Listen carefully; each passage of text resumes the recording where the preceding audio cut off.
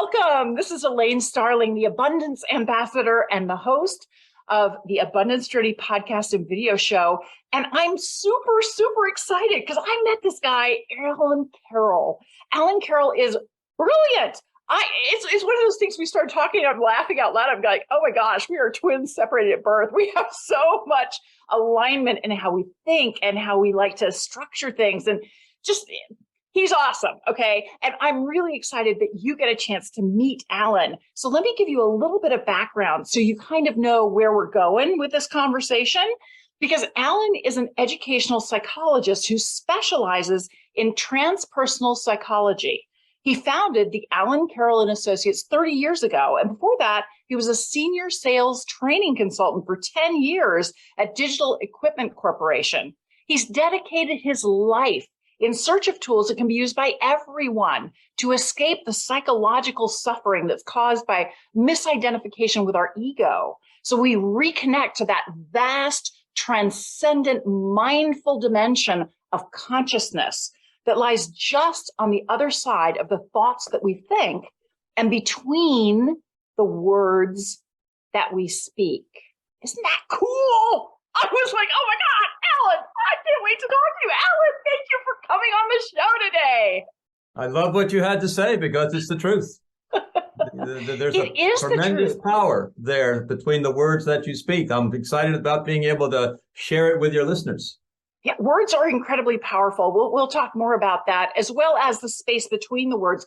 But Alan, what got you started on this? Why are you so passionate about this, that you're covering the space between the words? Well, you can backtrack that one up to why am I a psychologist? You know, what shows me that pathway? When I'm in my teens out in California, I'm reading these spiritual books about these yogi people like Paramahansa Yogananda from the Self-Realization Fellowship. And they describe experiences that I never had those experiences.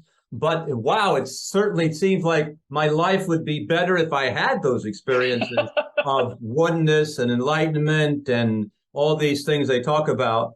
And so then where do you go to get those? What stores do you go to buy those things from? Well, you go to the psychology stores. And so I went to psychology, San Jose State, and then I did a training. I did the S training back in 1973 with Werner Erhard. And that just took my head and just popped it off because it shifted my consciousness and it got me up onto the stage, to the speaking stage. I assisted in the organization and I got my what's the word I want to say? It moved me through a space of terror. And on the other side of the terror, I became more awake. And then I could take other people through that space of terror and make it more comfortable and more fun. And so when I want to interrupt for a second because terror means different things to different people. I mean, some people love watching horror movies and stuff like that. It's not my scene. But when you talk about terror, are you talking about that anxiety that a lot of people have about speaking on stage and speaking in public or speaking your truth? Is that the terror? Exactly. It's the ego is on display, and the ego is afraid of rejection, looking like a fool. And I don't want to look like a fool. I want to look professional. I don't want them to laugh at me. And so why would I put myself in a situation where I could be judged? So being on stage is a situation in which you are judged, and most people don't do it. They stay in the chair. They don't raise their hand and say, hey, I want to be on the stage. That is so profound because honestly, until you're willing to speak your truth and stand up as who you are, you're not truly contributing at a level that you're capable of, and you're not that connected to spirit, to source. So it's really important. The work that you're doing is incredibly valuable. Thank you for doing that. So I do have another question for you because obviously we're talking about abundance, the abundance journey, which is an analogy for your life. How do you define abundance? I'm in the ego being business, and I'm in the reducing of suffering business. And I love the concept of Eckhart Tolle. He talked about there's two things. He says there is space and there's things in space. And the ego focuses on the content, the thoughts that you think. But when you look at the universe, less than 1% of the universe is a thing. Mm-hmm. Yet the ego, it's like it's all focused on the things, and there's no space at all when people speak. And so you want to be able to stop. You want to be able to pause, and you want to be able to breathe. And when you do that, it creates a space, and then you go from the ripples on top of the ocean to the ocean of abundance, an experience of love, an experience of bliss, an experience of joy, which is there for everybody if they can figure out a way to bypass that thoughts inside their head, which says, "Oh no, you'll never be able to do that. You are a failure, not going to be able to do it." You got to figure out a way to navigate through that egoic thought about, "Alan, you'll never be successful. Alan, you'll never be." Everybody has that thought, and so you have to be able to manage the thoughts that you think. Yeah. But go on. I love your description, because what I heard you say, right or wrong, I heard you say that when you are in alignment with the divine, when you are able to really connect with source energy, because you're opening that space to allow that connection to be, and you're in that being space, that to you is true abundance. That is surrender. You have to be able to surrender. And what are you surrendering? You're surrendering your point of view. And my point of view is my identity. And that's what makes me me. And even though my life may not work, I don't care, because I'm right. I'm going to do it my way. And I use the analogy of holding onto a cannonball, a 30-pound cannonball, jumping into the ocean, holding on. I'm right as you go down into the ocean, drowning. And all you need to do is let go of the cannonball and go to the surface. But the ego is more interested in being right than survival of my physical body. So tell me a little bit about a challenge that you see a lot of people struggle with around abundance as you define it. And what are the challenges that they're facing with? What are the problems or the issues that show up because they haven't been able to identify that space? You step back and you ask yourself, okay, I am now speaking to you and your audience. And who is doing the speaking right now? And I would say, well, Alan, that's me. I am doing the speaking right now. Well, then you'd step back from that and says, well, who is Alan? Alan is my identity. Who do I identify myself as being? And so that is then labeled the ego. And so as you begin to practice what I call mindful, spacious speaking, you begin to put empty spaces consciously between the sounds that you speak. And it will transform your experience of the reality in which you see, because you said it yourself. You said that what I think in my mind, what I paint in my mind's eye about what's going on out here in front of me, what I think and what I see are the same thing. And if I can paint my interpretation differently, then I will see a different reality in front of me. And that's very, very important to understand. Not even understand, it's just plant that seed. And that's what mindfulness is all about. My business is mindfulness.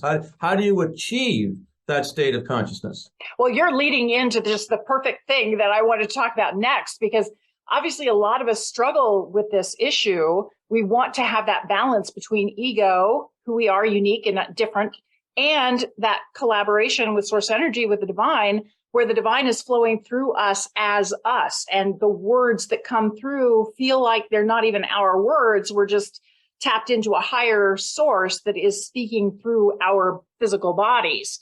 That feels so awesome. And I love experiencing that. I'm very blessed that I get to do that a lot. But it's a transition, right? It takes time to understand how to get into that space. So what was something that you did personally to shift out of that, to use your words, not using a lot of space, and then get yourself consciously dedicated to incorporating the space so that you are feeling in flow with the divine? What did you do? How did you get there from here? You said mindfulness.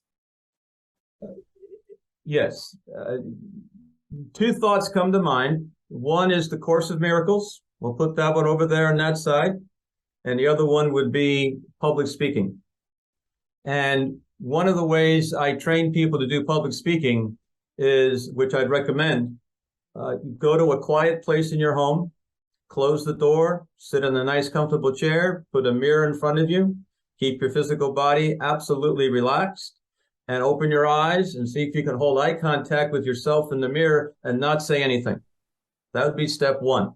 And you'll notice that a lot of people can't do that. They can't be with themselves in the quiet and solitude of no one's judging them. There's nothing, there's no danger. And you can't even be with yourself in the mirror. So then you start speaking very slowly to yourself in the mirror while keeping your body relaxed and breathing. And that takes practice. That's like going to the gym. But that's the steps you need to do in order to control the timing of your speaking while you are speaking, because you got to be present in this moment of now to tell my body to stop and then to tell my body to start. I can't be thinking about dinner. I got to be thinking about grounding myself in my body. My energy has to be embodied. I can't be chasing the thoughts inside my head. I got to be able to stop chasing the thoughts, take my attention, focuses on the instrument that's playing the music. And when you focus on the instrument that's playing the music, the two things you do right away, you take a breath and you relax the body. And most speakers, they don't take the breath, they don't relax the body. And so the instrument that's making the sounds is a little bit tense and not quite able to say everything the way you want to say it because the body is dead. So you got to slow down, got to create that space. Got to take that breath of enlightenment, take that breath of, ooh. And that's available to everybody. That is such a great reminder. That is really powerful. I always have a little notebook and pen next to me so I can capture ideas, because everybody I talk to is so brilliant. And I get so many great insights and reminders.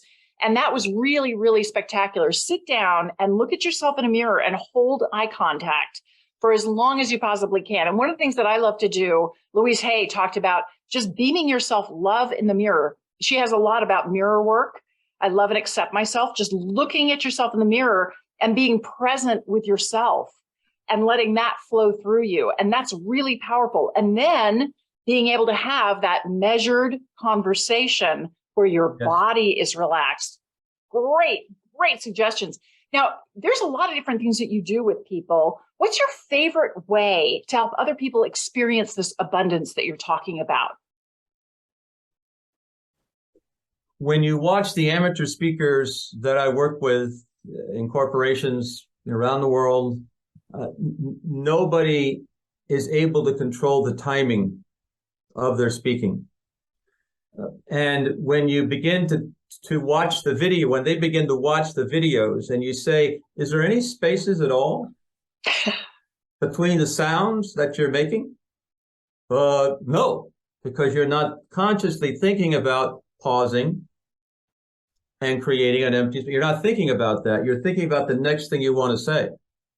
And so when you watch people in a relatively short period of time, watch their video, see what's missing, and then you coach them to begin to tell them, okay, Elaine, take a breath. That's it. No rush. No, take a breath. Relax. And what happens is that when you speak, you are agitating.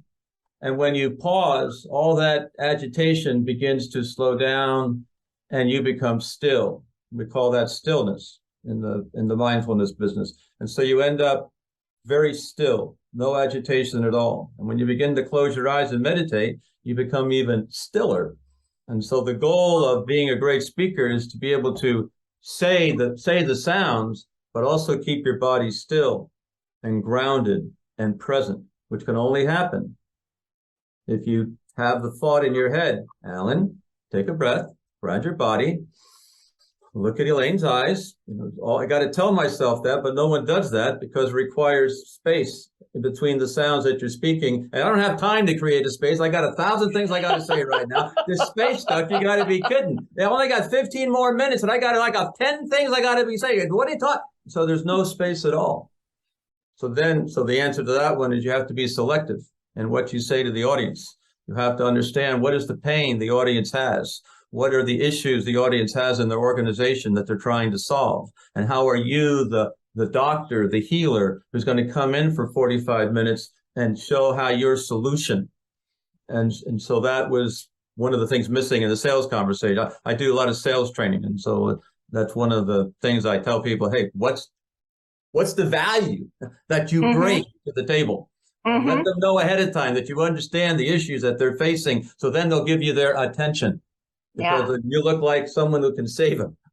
Right. Well, Alan, there's something that you said that I really want to emphasize because I think it's incredibly important and something people really want to take away from this conversation. And that is the power of the space, the pause. Now, obviously, I'm a high energy person and I'm very passionate about talking to awesome people like you. And so I get a little, exuberant and so my words can run together a little bit. At the same time, those pauses that you take in your conversation are actually, to me, this is when you're truly sending love and bliss out to the people that you're talking to. You're creating that space. You're holding that space for them to receive the idea because every word is an idea and you're painting a picture. But unless you give them the space to step back and look and see what the picture is and what it means for them, it's just going to be a glancing blow. They're not even going to pick up on it. They're not going to be able to absorb it. So the space is part of the love that you are giving your audience.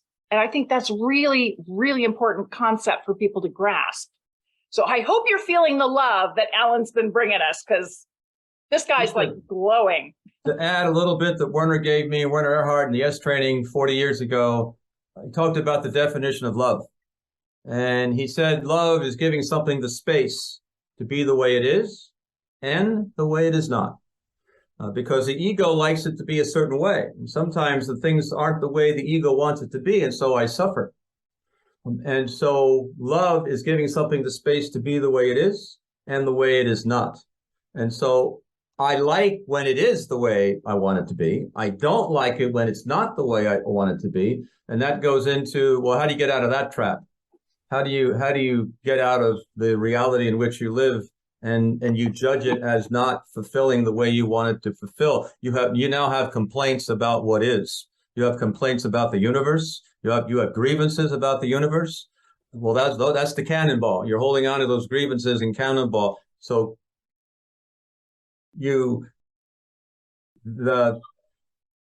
it goes back to what you identify yourself to be. If you identify yourself to be a spiritual being, then what's being channeled through you is the word of God. Yes. If you see yourself as Alan Carroll, an individual separate from the all, then what I'm channeling through me is my ego identity. And so that is more of a poverty consciousness. But when I identify myself as the spirit or the word of God, then there's a flow of energy that comes through you. So then you speak for the word of God, but we're all words of God. We are all beings of life. Yes. We just get trapped by thinking that I'm just an ego with these thoughts inside my head. Yeah. When you feel small, it's because you're identifying with your ego. You're not identifying with the fact that you are part of all that is, and you are a conduit for all that is. Yeah. I had an incredible experience when I had my stroke in a conversation with our higher power. Got a complete download about how everything works and why we're here and how we can have an incredible life. And so that's why I started this podcast, was because, you are all that and a box of chocolates and you just don't realize it. And getting so enmeshed in the ego is the booby prize. It's not the actual intent. And, one of the things I wanted to talk about when you were saying it's easy to actually get distracted and get stuck in judgment about, but I don't really like that. Every single situation you're in is designed to be a blessing for you. Now, often the blessing is an opportunity for you to grow. Might not feel very comfortable. That's what contrast is all about. is an opportunity for you to expand into more love, to be more love in the moment for yourself and for others, to create more love in the experience by adding that space, giving people the opportunity to join you and really savor that loving experience, and also to collaborate with other people, because the outcome is greater than the sum of its parts. When we all join forces and we're all like Alan and I are collaborating right now to create an incredibly profound and loving experience for everybody who watches the Abundance Journey video or listens to the podcast. Hopefully you're feeling this energetically, because we are deliberately embedding this into every word and every space. It's all here for you. It's your choice whether you accept it or not, but we're making it available to you. So thank you for what you had to say. I just love that definition of what love truly is, the space to be the way it is and the way it is not. Yeah, beautiful, beautiful. So I know we were talking a little bit about what you're doing, and you've given us kind of some steps. We all want it yesterday, right? It'd be really nice if I could get this whole thing figured out and it was already resolved and I could just move on. But sadly, that's not how it works. Things show up in baby steps, right? So as somebody who's just getting started on this work, what are those baby steps that you want us to focus on that show us we're on the right track and we're making progress? The question is more of a question of commitment. What is your commitment to the journey? And if you have a strong commitment to the journey, then regardless of what form the journey takes, every day you take a step, you take a step, you take a step. And so you and I, you've had a profound spiritual experience with the doctors and the stroke. I had a profound experience with psychics when I was young and 20 years old. Changes of consciousness also, which then sparks the light inside of you, which allows you to walk the path. And so if you're interested in what we are saying, then you are in the right ballpark. And how can we spark the lights? How can we spark that illumination? How can we create the illumination of your consciousness? Well, you have to be able to remove something that is there, and what you're left with is nothing. So what does that mean? When you speak, I make sounds, and when I don't speak, there's nothing. So I'm consciously creating nothing. Nothing. What is in nothing is relaxation. What's in nothing is the ability to breathe prana energy to 150% more than the competition is doing, because you are consciously inhaling. They're relying on automatic nervous system to tell them to breathe. But when you pause, I can tell my body to take an extra 150% of oxygen in my body. And that's a smart thing to be able to do. I can tell my body to relax. I can tell my body to ground myself. And what you're doing is you're consciously creating spaces between the thoughts that you think, and that releases you from the gravitational effect that those thoughts have on your action. So you shift from reacting to things in front of you to now having a buffer zone in which you can breathe, relax, and pause, and then maybe respond rather than react, and choose how you're going to speak, and whether you vibrate the air with love, like makes the flowers grow in the greenhouses, or I vibrate the air with my ego, Elaine, and what we need to understand is the way we're going to do it. And so that makes the plants die. So you can choose right now how to vibrate the air. The ego is going to choose to be right, but the being abundance is going to choose to, you want love, give love. You want to be acknowledged, give acknowledged. Warner again said, if you want to be, you don't have to go looking for love when it's where you come from. Yeah. You don't got to be looking for love in your life when it's where you come from. You got to start loving it. But I can't love it because what they did to me and what they are doing to me, I can't love that. So now you're holding on to a grievance. And what I love about the background of Christianity, in the Lord's Prayer and the Apostles' Creed said, I believe in the Holy Spirit. I believe in the spirit beyond the physical, and I believe in the forgiveness of sin. Well, if you can begin to forgive what you consider to be sins inside your life, and forgiving it and letting it go, it will shift you from that egoic identity, which causes the suffering, to we're spiritual beings, we're loving beings. I speak for the word of God. Yeah, that is so Woo! beautiful. And you reminded me of something because I just recently read the latest book from Neil Donald Walsh called The God Solution. And in that book, he talks about how when you get to a certain level of spiritual involvement, from God's perspective, there's nothing to forgive. There's an awareness that we just weren't evolved enough yet. We just didn't have the awareness yet. We didn't have the tools yet. And so, of course, you don't expect a baby to run a marathon. You're not going to have to forgive the baby for not running a marathon. Baby's barely crawling. Of course, it's not going to run a marathon. Duh. So I loved that perspective of accept who you are, accept where you are, and choose to expand beyond where you are now. And I want to reiterate the 3-step process that you just gave us to pay attention to baby steps. These are the baby steps that Alan just told us to pay attention to. Number 1, commit. Commit to the process. I would tell you commit to love, because that is truly what everything is. That is what you're here to do, is expand into more love, be more love in every moment. And so definitely commit to love. Step 2, consciously create nothing.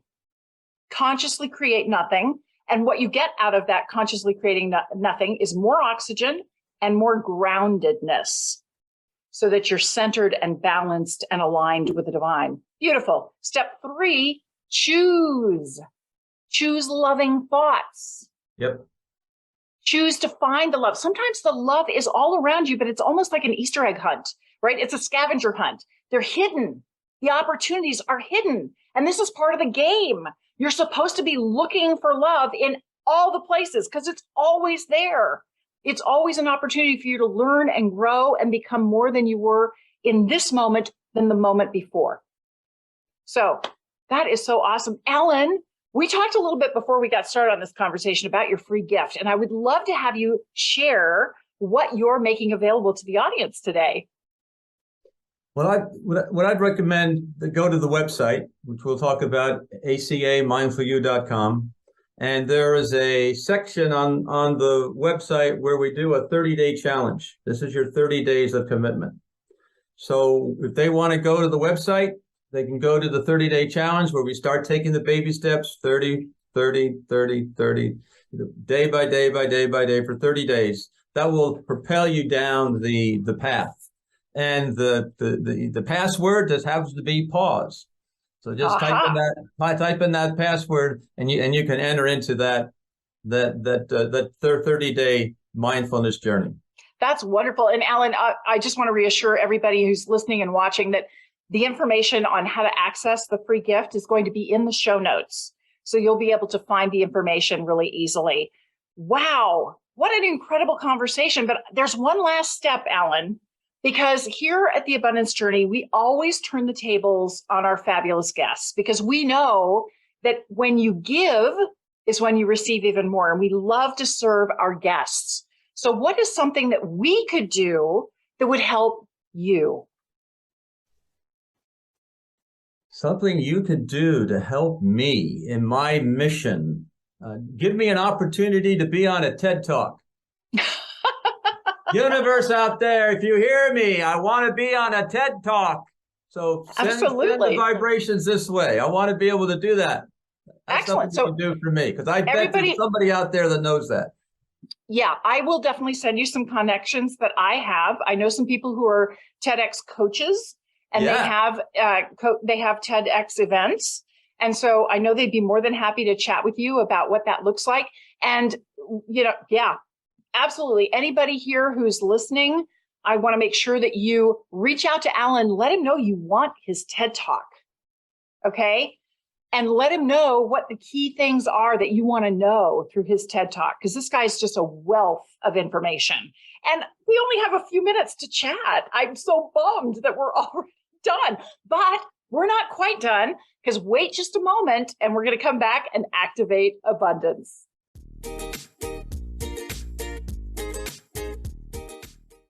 Hey, wasn't Alan amazing? I loved what he had to say. And it makes so much sense that when we create the space between the words that we say, that's when we truly are letting love flow through us, when we're more congruent, when we're more grounded and oxygenated too. So, it's an extra win. So it's time for us to activate abundance. And I've got to pick just one of the marvelous things that Alan had to say. And I wrote like a whole page of stuff. I have to pick just one? Oh, okay. I am going to pick one of the statements that he shared with us, which is love is the space to be the way it is and the way it is not. Love is actually the definition of love is giving something the space to be the way it is and the way it is not. So you're looking at something without judgment, right? So the first step is we're going to celebrate in advance that we have this new understanding of what love is. Love is when we take the judgment out and we just allow it to be what it is. Wouldn't it be wonderful if you allowed yourself to be who you are and you could love yourself exactly as you are? Because you're amazing. You're the only person who doesn't believe that. Everybody else who knows you knows that. So how about you decide to love you right now? You can tell I'm getting a little emotional about it because I feel it too. I'm beaming you so much love and I can feel your resistance to this. And I'm going to invite you to let go of that resistance, let go of that judgment, let go of all the yeah, buts. Because I'm really good at yeah, but. I'm the queen of yeah, but. Yeah, but I haven't done this yet. Yeah, but I haven't done that yet. Doesn't matter. Who you are right now is what is most needed and treasured. So I'm going to celebrate in advance that you can get this concept and own it. I'm going to invite you to own it right now. So that's step one. Step two, I want to acknowledge just how powerful this concept is. Because when you can be present with something and you don't have to change it, you don't have to modify it, you can accept it as it is, all of a sudden there's a whole lot more for you to enjoy in life because everything is there to nourish and replenish and empower you. How beautiful is that? Step three, appreciate. I appreciate how powerful this is because I've let go of judgment and now everything is a source of nourishment for me. Everything is something that I can savor and enjoy. How does it get any better than this? I don't know. I'm game to try. This is pretty amazing. Step four, we're going to activate abundance by picking a trigger or putting something on the calendar so that you remember to do this on a regular basis. For me, I'm going to take a Post-it note and I'm going to put love equals the space to be the way it is and the way it is not.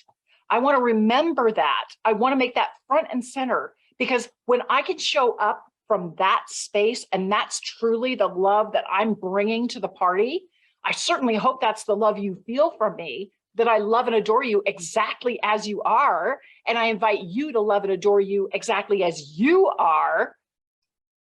Everything works perfectly. How could it get any better than this? Awesome. Now, the last step, step five, is celebrate again. Look at your progress. Look at how far you've come because now you understand the truth of what love really is. And you can own that truth in yourself. And when you do own that truth in yourself, that's what you broadcast out to the world. And when that's how you show up, the other quote that I wrote down that I absolutely love, you don't have to look for love when that's where you come from. And that was from Werner Erhard. How cool is that? Wow. This is Elaine Starling. Thank you so much for joining me. And I want to encourage you to visit theabundancejourney.com. If you haven't signed up for the Abundance Journey yet, you're in for a huge treat. So check and see when the next time is and join us there. See you soon. Watch my TED Talk, Abundance is a Choice. You can visit theabundancejourney.com to find a link and discover how you can receive a special gift. You are a blessing. and you are blessed.